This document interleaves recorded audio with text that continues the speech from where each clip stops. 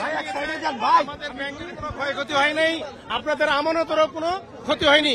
আপনারা রবিবার থেকে আবার নিয়মিত ভাবে আমাদের সাথে লেনদেন করবেন।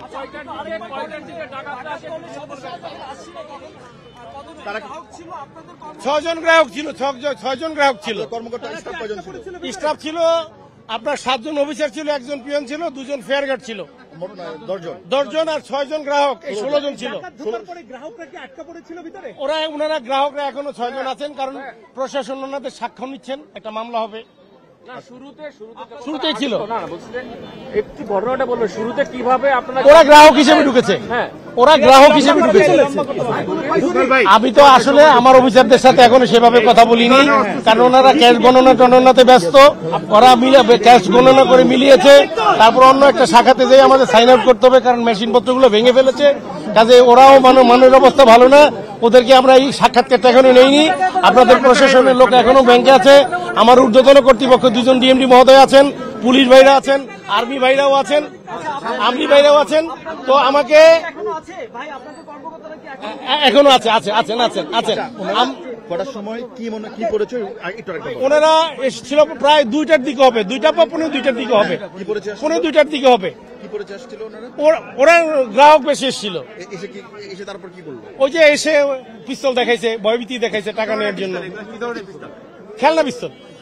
প্রশাসন যা বললো আমরা তো চিনি না, প্রশাসন পুলিশ মহোদয়রা যা বললেন খেলনা পিস্তল। সহকর্মী যারা ছিলেন তারা সবাই ভালো আছেন, গ্রাহকরাও ভালো আছেন। তবে গ্রাহক একটু কষ্ট পেয়েছেন ক্ষুধায়, কারণ তারা যে ক্ষুধায় সময় মতো খাবার দিতে পারেনি। ছোট একটা বাচ্চা ছিল, এদেরকে খাবার দিতে পারেনি। না খাবার নিয়ে গেট তো তালা দেওয়া, কাউকে তো ঢুকতে দেওয়া হয়নি। ওরাও খেতে পারছে কিনা আমার জানা নেই। হ্যাঁ, ভয়ভীতি দেখেছিল অফিসারের মাথায় ওই পিস্তল ধরিয়েছিল। হ্যাঁ, কারণ ওরা সংখ্যায় 3 জন ছিল তো, এবং ওদের আকার আকৃতিও খুব স্বাস্থ্যবান ছিল না। তো আমার এখানে যে একজন ফেয়ার গার্ড ছিল, বললো যে স্যার যদি অস্ত্রটা না থাকতো 3টাকে আমি উপকার করতে পারতাম। ঠিক আছে, হ্যাঁ, বয়স ওদের 22 থেকে 25 এরকম হবে, 18, 22, 25 এরকম হবে। না ক্ষয়ক্ষতি হয়নি। আমাদের সিকিউরিটিটা আসলে আমরা সিকিউরিটি কোম্পানি থেকে নেই, এদের হাতে আবার অস্ত্র দেওয়ার নিষেধ আছে, জানো দেয়নি।